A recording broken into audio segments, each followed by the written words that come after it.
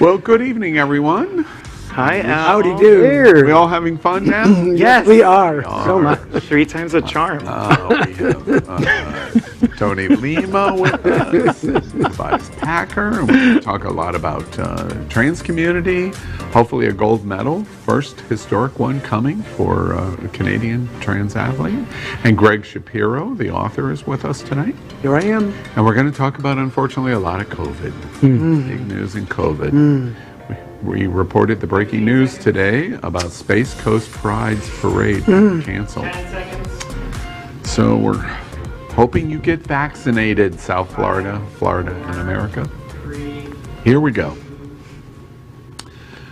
Well, welcome to Queer News Tonight, the world's first and only LGBTQ plus daily evening news. It's time to queer up the news.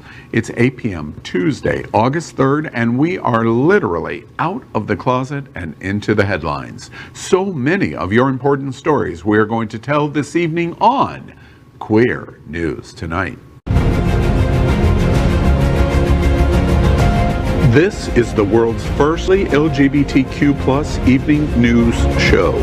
Literally out of the closet and into the headlines on Queer News Tonight with Al Ferguson.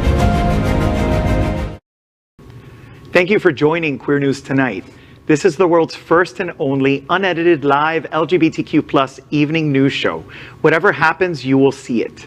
Queer News Tonight is supported by viewers like you. We are part of the Happening Out television network, Hotspots Magazine, and WeMeg Events. Hotspots is celebrating 35 years of the LGBTQ plus experience. Merged, we bring you the best of LGBTQ plus news, entertainment, and support of our LGBTQ plus community. Join WeMeg on the first Wednesday of every month, and that includes tomorrow, for Pride Skate Nights at Extreme Action Park from 7 to 10 p.m. The event is hosted by Miss Florida at Large contestant Velvet Lenore, with music by DJ T Pro Mix. It's only $25 for your VIP admission that includes 2 beers or 2 wine drinks. We hope to see you all there. Well, this evening, we bring you the news of and a perspective representing the LGBTQ plus community from South Florida, America, and across our planet. I'm your anchor at Queer News Tonight, Al Ferguson. Let's welcome anchor Tony Lima. He is the CEO of Ariana Center Trans-Latina Florida, one of the nation's most important trans rights and services organizations. He is a longtime South Florida LGBTQ activist and political advocate, as well as the anchor of the world's first weekly trans talk show with trans hosts called Translation. Good evening, Tony. Good evening, Al. So excited about this week's show. Make sure that you watch Translation this Thursday at 9 p.m. and catch the magic. Let's now welcome host Tobias Packer. Tobias is Communications Director for SEIU Service Employees International Union and is co-founder of the Trans Collaborative Network. As a proud South Florida native and transgender man, Tobias harnesses the transformative power of storytelling to change hearts and minds. He is a seasoned public relations professional with nearly 2 decades of experience in strategic digital communications management for nonprofits and labor unions. Since 2005, Tobias has played a key role in the passage of dozens of local ordinances throughout Florida to secure protections in employment, housing, and public accommodations for transgender, non-binary, and gender non-conforming people. Welcome, Tobias. Thanks, Tony. And now let's welcome Gregg Shapiro, a renowned LGBTQ plus writer. Gregg is the author of 7 books, including the 2021 expanded edition of his short story collection, How to Whistle. An entertainment journalist, Shapiro's celebrity interviews and reviews run in a variety of regional LGBTQ plus and mainstream publications and websites. And his screensaver movie reviews can be found in South Florida Gay News, San Francisco's Bay Area Reporter, RottenTomatoes.com, and more. Good evening, Gregg. Good evening, Tobias. Hello, y'all. We are the reporters for Queer News Tonight, and this evening we begin with the queer headlines. The LGBTQ plus community in South Florida and across America is diverse. Our community across the world is vast, and here are the bullet points of the queer news for today, Tuesday, August 3rd. Let's begin by queering up health. Provincetown COVID-19 outbreak showed CDC the strength of the Delta variant. An investigation by the Massachusetts Department of Public Health, along with the Centers for Disease Control and Prevention, found that 882 people were connected to the recent Provincetown outbreak. Of those individuals who were living in Massachusetts, 74% were vaccinated but reported experiencing symptoms, according to ABC News. The Cape Cod beach town saw a rise in COVID-19 cases after the July 4th Bear Week holiday weekend. The summer is high season for Provincetown, a favorite destination for LGBTQ individuals, with hundreds packing bars, restaurants, and outdoor events like tea dances. Health officials had thought that it was a rarity for vaccinated people to get COVID-19, and even if they were infected with the novel coronavirus, then they couldn't really spread it to others. It was that assumption, ABC News reports, that made the CDC loosen its masking recommendations in May. Provincetown's numbers now offer evidence for the CDC's recent decision to recommend masking indoors. It's time. We need to use the platform of the show to make sure that everyone is vaccinated. Now we're backtracking. We're having to use masks again. Our lives are significantly impacted because people aren't taking care of a basic responsibility to be healthy for themselves and for others. And businesses. I mean, you think that businesses would be speaking up and saying, get vaccinated because we don't want to go to another shutdown again. It's just shocking. It really is. And for so many people in our community, we live in isolation. We don't have enough connections to folks, and this is making it harder for folks to come out and living in precarious situations. We saw today the first tangible effects of the backtrack that Tony mentions. Space Coast Pride, we did the breaking news this morning live that Space Coast Pride announced overnight that they were canceling the September 25th Pride Parade and Festival. Miami Beach Pride is the week before Space Coast. You have to wonder if other Pride events and events this fall and this winter are not giving the same consideration in evaluating what is happening. Florida is now 20% of all new COVID cases in America, and this last week we had the highest number of new cases, completely the highest week since pandemic started in January 2020. From my standpoint personally, I'm really starting to get very angry. Those that have chosen not to get vaccinated are now harming all of us. They are causing the harm that we're beginning to see in our country and in Florida and in South Florida. Yes. Next, let's queer up the world. Spanish court sides with bisexual man sued by ex-wife for hiding his homosexuality. A Spanish regional court has overturned a lower court's ruling ordering a bisexual man to pay his wife 1,000 euros for each year they were married for hiding his homosexuality from her. Javier Vilalta, a human rights lawyer, had been divorced for nearly a decade when his ex-wife sued for compensation and to annul their marriage on the grounds that he had concealed his sexuality from her. Vilalta said he became involved in a relationship with another man 5 years after divorcing his ex-wife and had even introduced his partner to her. But their relationship changed after she was triggered by another friend's assertion that he had always been gay and decided to sue him for misleading her about his sexual orientation. Acknowledging the issue of by the ex-wife's lawsuit, Vilalta's lawyer previously argued that even if his client had been with a relationship with a man in the past, there is no reason a bisexual person cannot have a happy marriage with a partner of the opposite sex. Perhaps she should rethink her friends, because if her friends suspected that he was gay all along, sue those people. That's who she should be. But that's what people say, Greg. That's what people say. People love the salacious insinuation that someone may be subversive in some kind of way. So it's just people just talking a lot of smack, I think. What I think is ridiculous is that they had been broken up for many years. He restarted his life, and then all of a sudden she's suing him. Like, that makes no sense. And how can that even? Yeah, well, forget about it. It also just is pointing to the fact that bisexual people don't exist in so many people's minds, right? That you can't be somebody who loves many genders it's nonsense. Yeah, I would, as Tony was telling this story, I was thinking of you, Tobias. Imagine if she could have won the lawsuit, how that might be applied to trans and the trans community. You know, I love Queer News Tonight, and I love Queer News Tonight because first, you're not going to hear a story like this in very many places, and so I love that we can bring it to a South Florida and Florida American audience. And then the other thing that I think about on this story is. This is in Spain, and I'm happy with the outcome of the decision made here.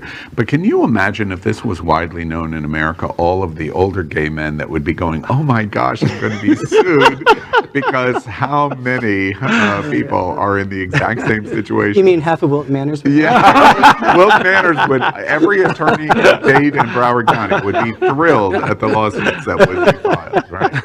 Right. Now we queer up sports. Transgender weightlifter Hubbard makes history at Olympics. Transgender weightlifter Laurel Hubbard finally got to compete at the Tokyo Olympics. It didn't last long, but it was significant. Hubbard couldn't complete any of her first 3 lifts on Monday night, ruling her out of medal contention in the women's over 87 kilogram division that was won by China's Li Wenwen. Hubbard made a heart gesture to the audience with her hands before leaving the competition arena. Even without completing a lift, she was a pioneer for transgender athletes.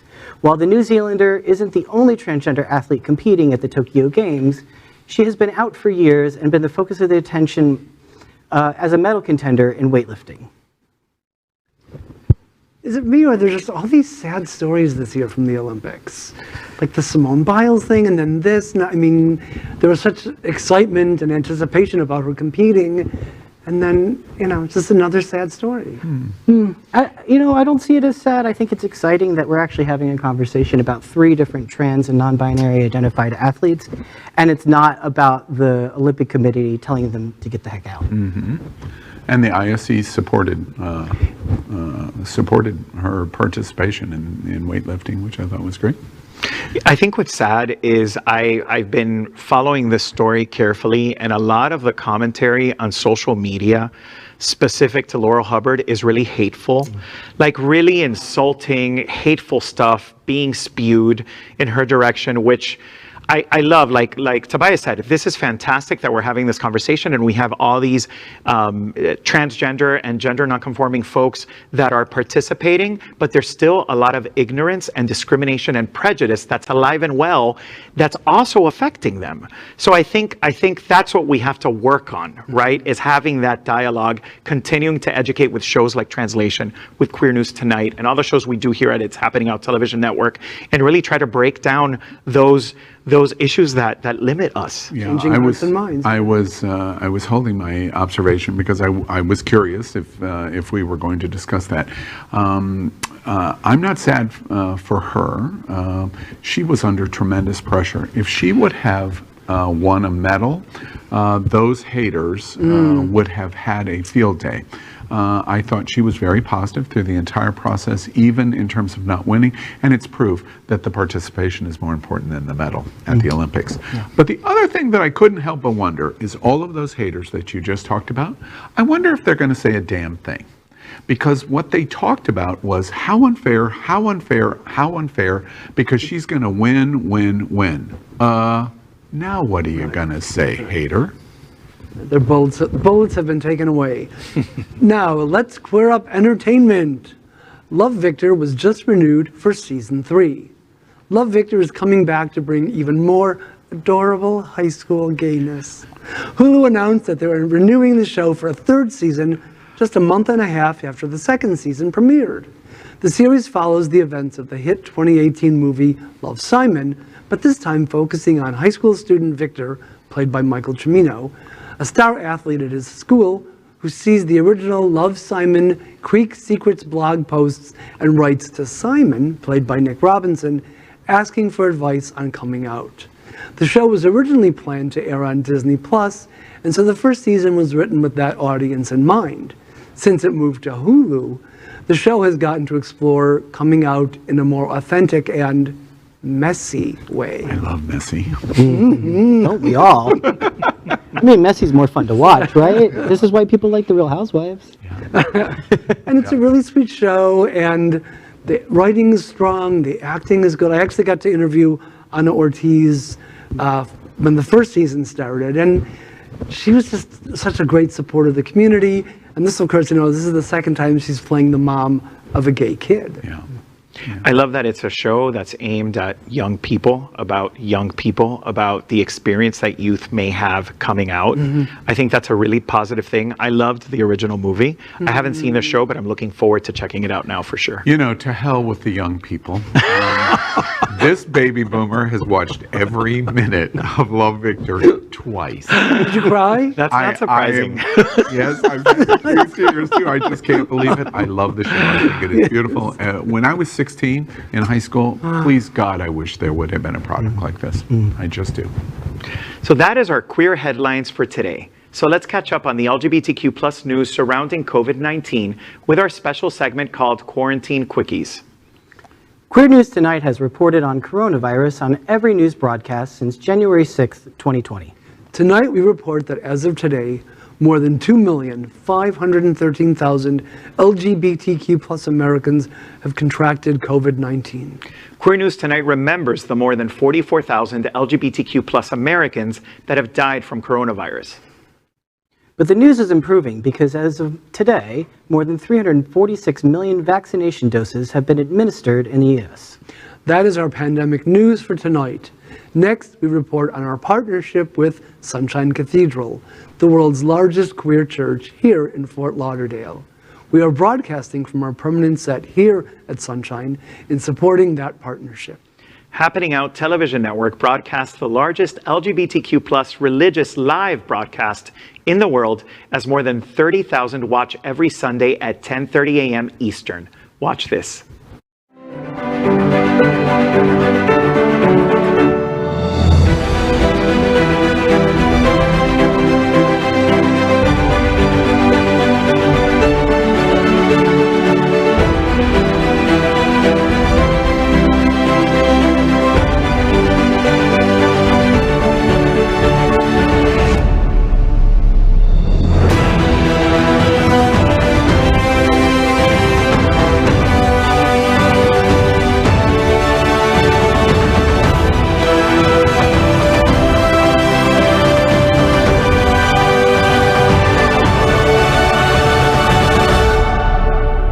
I'm Nick Matheny from the University of Miami, and Sunshine Cathedral is my queer church.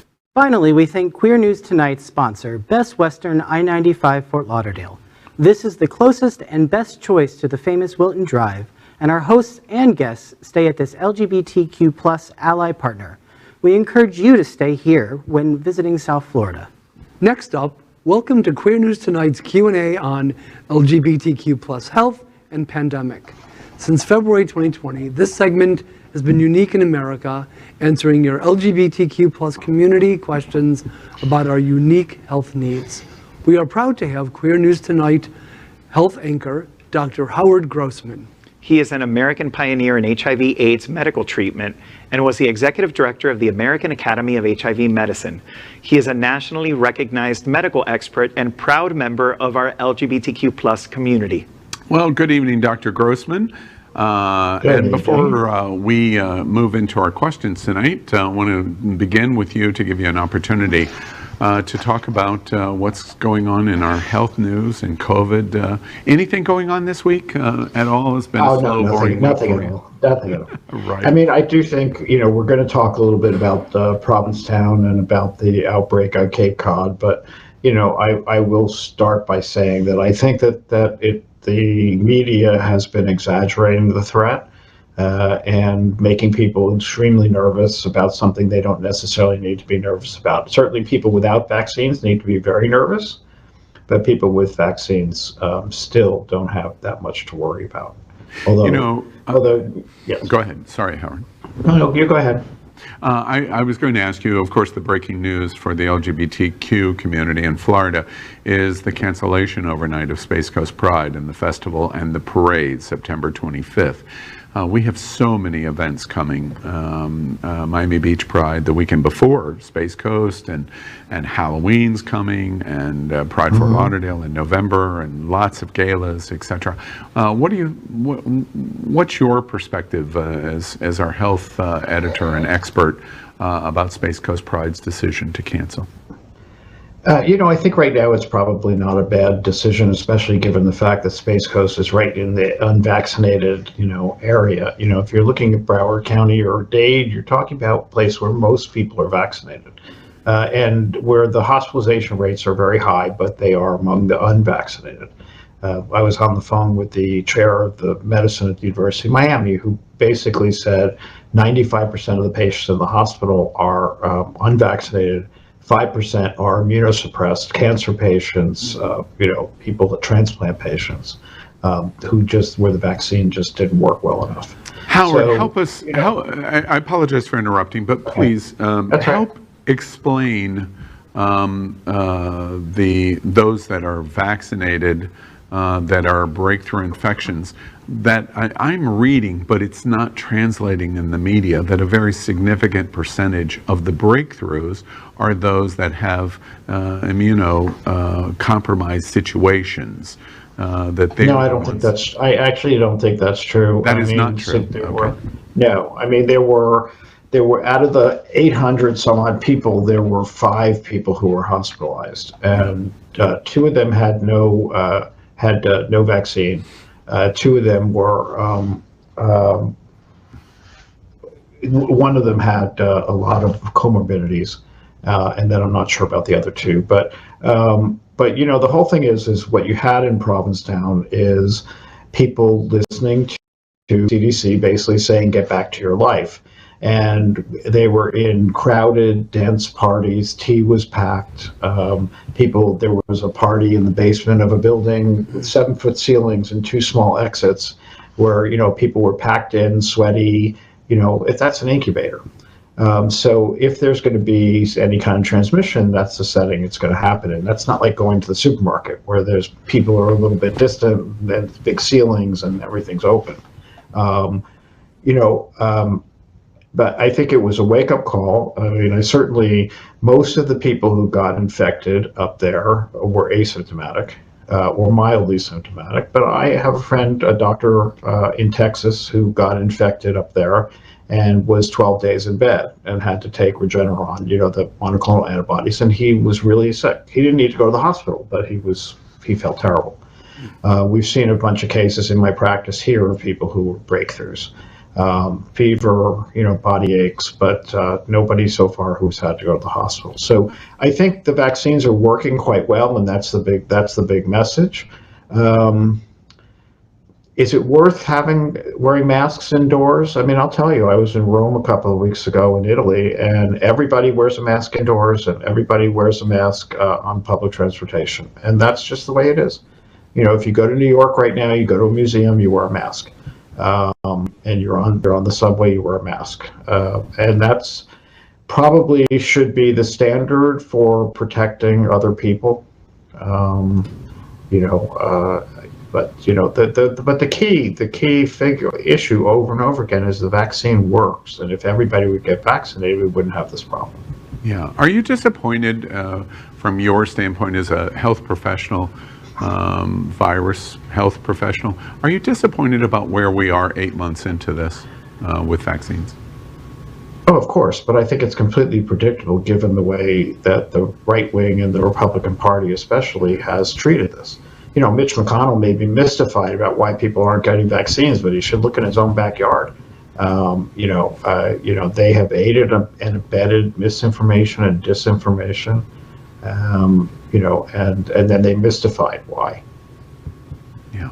Okay. And, there are significant numbers of people who are afraid, but, you hear the same excuses over and over again. That would develop too fast. And we've talked about the fact that there was 20 years of research that went into this. Yeah. It's not approved by the FDA.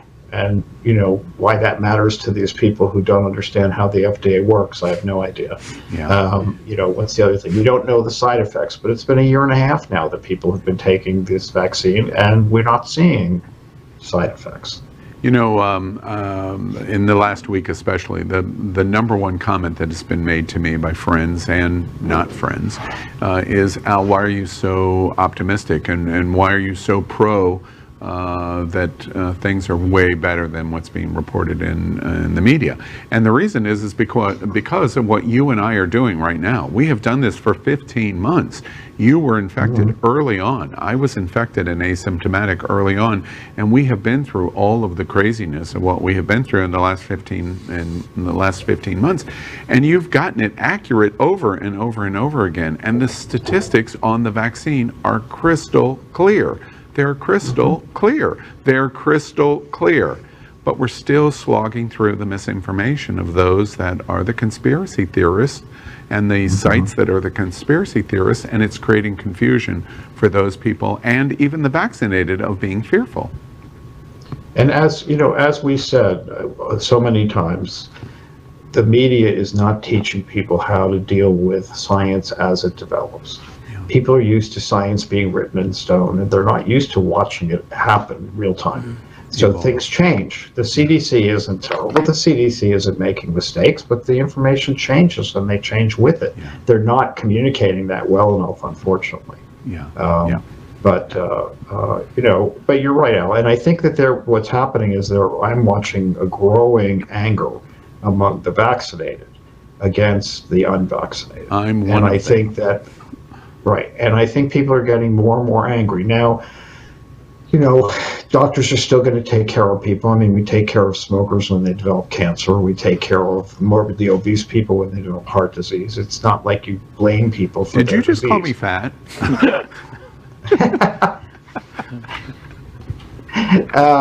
No, you're skinny. But you know, we take care of people no matter what they do wrong, quote unquote, whatever they do that risks their health. And you know, and I don't see any difference with this, but there is this pushback, and people are saying, why have a mask mandate? We should have a vaccine mandate. You know, like I said, I think that the masks are with us for a bit. I think they're back for a bit. But you know, I don't think we will shut down again because we have so many people who are vaccinated. Yeah, absolutely. All right. But these hospital systems are overwhelmed. I mean, all Louisiana, Texas, North Florida, these hospital systems are completely overwhelmed. Yeah. All right. Well, let's jump into tonight's questions. The top Republican in Florida called the vaccine the mark of the beast. What are your thoughts on that, Dr. Grossman? He also compared it to Nazism. I always love the fact that the biggest anti-Semites are the first ones to start accusing others of Nazism. You know, people who have no idea what the Holocaust was or what it did to people, you know, pull that out of their hat all the time. You know, it's the typical ridiculousness of these conspiracy theories, and it's unfortunate that Florida is in the grip of those people. And you know, Ron DeSantis is a very smart guy. Obviously, his credentials are very smart, so you have to think that everything he's doing is on purpose. There's a wonderful editorial in the New York Times today, basically laying out the fact that what you're seeing with these guys is white privilege at work. These are white men who don't like to be told what to do and don't want to be accused of causing, you know, destruction. And it's all about white privilege. And speaking of that white privilege, let's make sure that we credit the person that made that comment. It is Peter Feeman, the director of Florida's RNC, the Republican National Committee, Florida chapter. That's who said that. Let's move on another question. Sure. On tonight's show, we reported that 74% of infections from Bear Week in P-Town were breakthrough cases. How much should we really worry? As I said, I think in most conditions, you really don't have to worry. And again, remembering that of those 70 of those people, very few got sick. If anything, had mild illness. So occasionally, and remember, it's still at the point where we are talking about 0.08% of vaccinated people getting reinfected. So that's 8 out of 100,000. Okay, so this is still really rare. Show me scenes like Lollapalooza in Chicago this weekend, and all bets are off. I mean, nobody wearing masks and everybody right on top of each other. That's not the way most people are living day to day. So would I go to a crowded dance club right now? I don't think so. Not with Delta swirling around, but if I worry about going to the supermarket? No. And I just take advantage of repeating Dr. Grossman's soundbite. Breakthrough is 8 out of 100,000 people. I would take those odds in any day of the week in the lottery. I would take those odds. Yeah, far more dangerous driving on I-95. Yeah, True. Yeah. Pandemic news just keeps getting worse. When does our LGBTQ community just give in to COVID-19? Never. Never. I mean, I think, we're seeing an uptick in vaccines now as people are getting scared.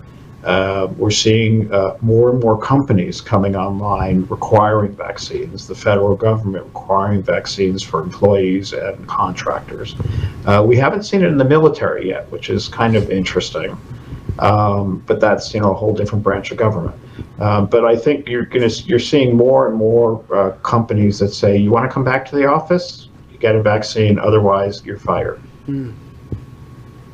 And Florida, places like Florida and Texas, Texas where the governor puts out an executive order blaming it all on immigrants coming across the border carrying COVID. Crazy stuff. Those states are going to be in trouble. I mean, and those are Republicans that are sick and dying. So it's kind of a crazy thing. But some other states are starting to talk about putting travel restrictions on places like Florida. Howard, one last question before we end our Q&A for this week. We reported live breaking news on Thursday of the internal secret report at Florida's largest hospital, Miami Palmetto Hospital, that there was shockingly low percentages of vaccination among the health professionals.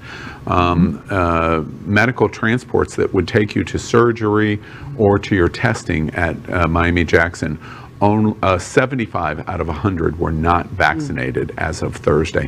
What do you make of that internal report that came out of shockingly small percentages? This is Jackson. Jackson. Yeah. Jackson. Yeah.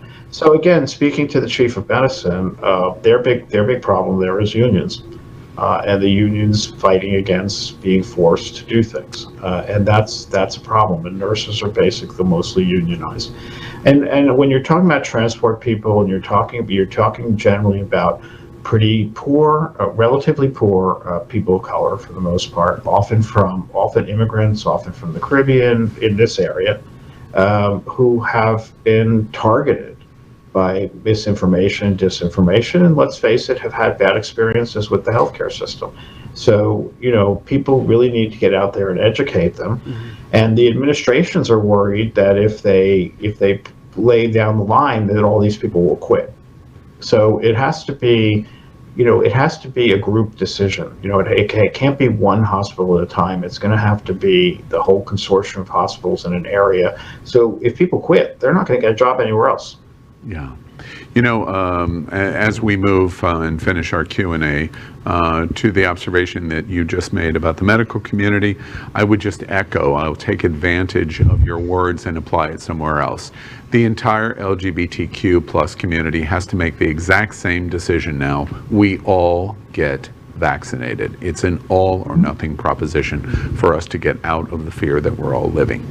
That is tonight's Queer News Tonight Q&A on LGBTQ plus health and the pandemic. We're here every Tuesday with Dr. Howard Grossman. We're having a secret affair with each other. We've been doing this so long now. To answer your questions. You need medical assistance? Of course you do. We're the LGBTQ community, and we highly encourage you to contact Dr. Howard Grossman here in Wilton Manors, and serves all across South Florida. Again, thank you, Howard. And I know we're going to be seeing you next Tuesday, same time next week. Right.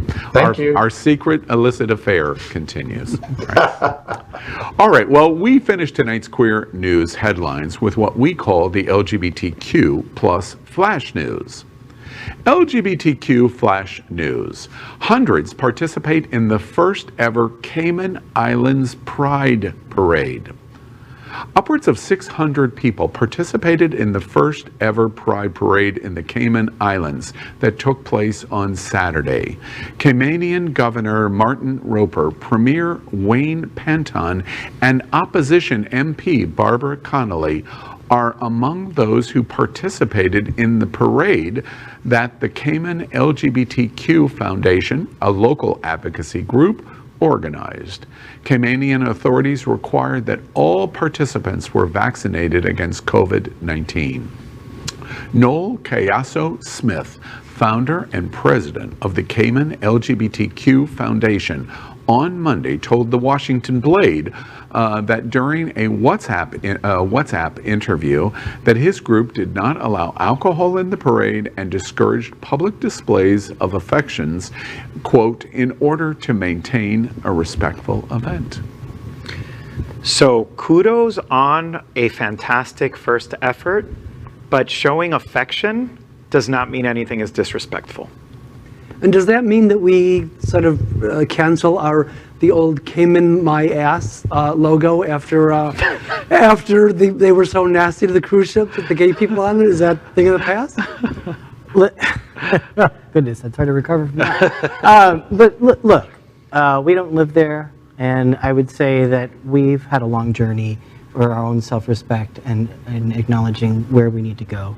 And so I just think this is a great thing, greatly forward. After Jamaica comes Grand Cayman in the Caribbean, so we celebrate small steps. This is a small but gigantic step because we remember the cruise ship that was denied, the LGBTQ gay cruise that was denied Grand Cayman. So this is gigantic, especially because all of the major political leaders in Grand Cayman came to celebrate.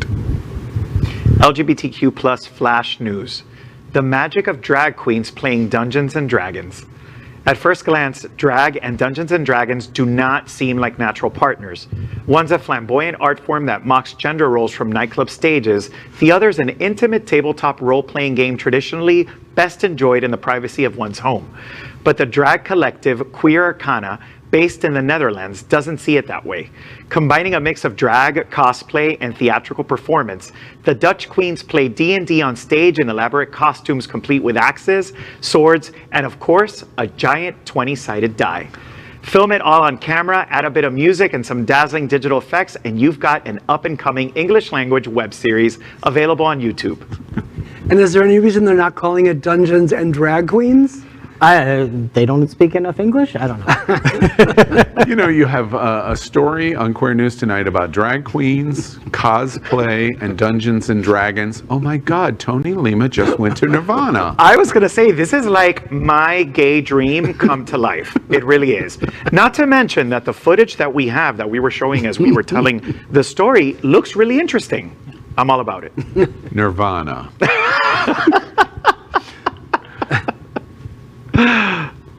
LGBTQ plus flash news. Canada's Quinn poised to be the first transgender Olympic medalist.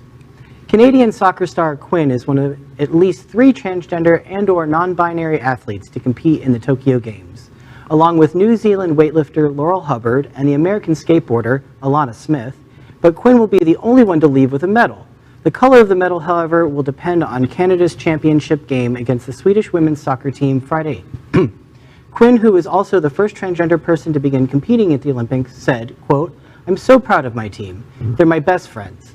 I'm so glad we're bringing back a better medal than bronze," end quote. Half of the U.S. LGBT participants were kicked out by Canada in the women's soccer team, Rapinoe and others. So come on, Canada, we are cheering for you. And of course, we're totally excited that we're going to see the first trans person win a medal in the Olympics. We love the history. It is a history-making moment, and we don't care the color of the medal, just bring a medal home. Amazing. Are the Olympics still going on? When are they going to end? Is it over yet? Listen, this is just a moment for my people, so I'm just going to shine. I don't care what you bring home, Quinn, just come on home. Tell the privileged white guy to shut up. Right. Shut up. the privileged white guys all to the left of me. Yeah, that's right. That is today's news for the LGBTQ plus community on the world's first and only daily LGBTQ plus evening news show. Is our community important to you? Then help us by liking, subscribing, ring the bell for updates, share the news with your friends, family, and more. Post this broadcast in the many groups you are a member of.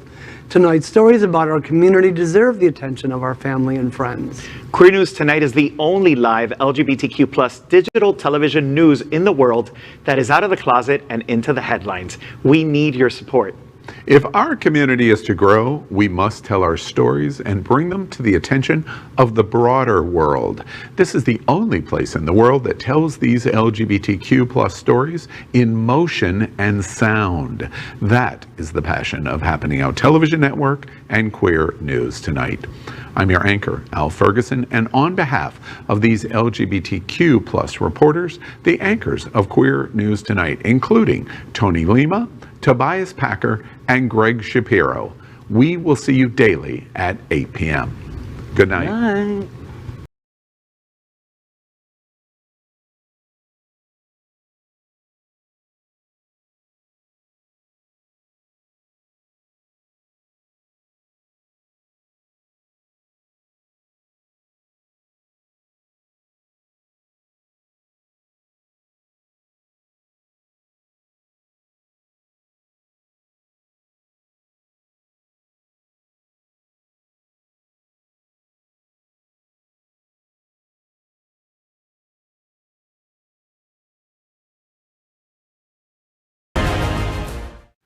LGBTQ plus news is vital for our community and for the broader world as a whole.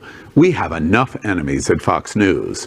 Tucker, Sean, and Laura are loud. We need passionate allies. Happening Out Television Network, Queer News Tonight, and It's Happening Out are literally out of the closet and into the headlines. Our community needs your support. Like this broadcast and subscribe now to ensure the growth of the entire LGBTQ plus community.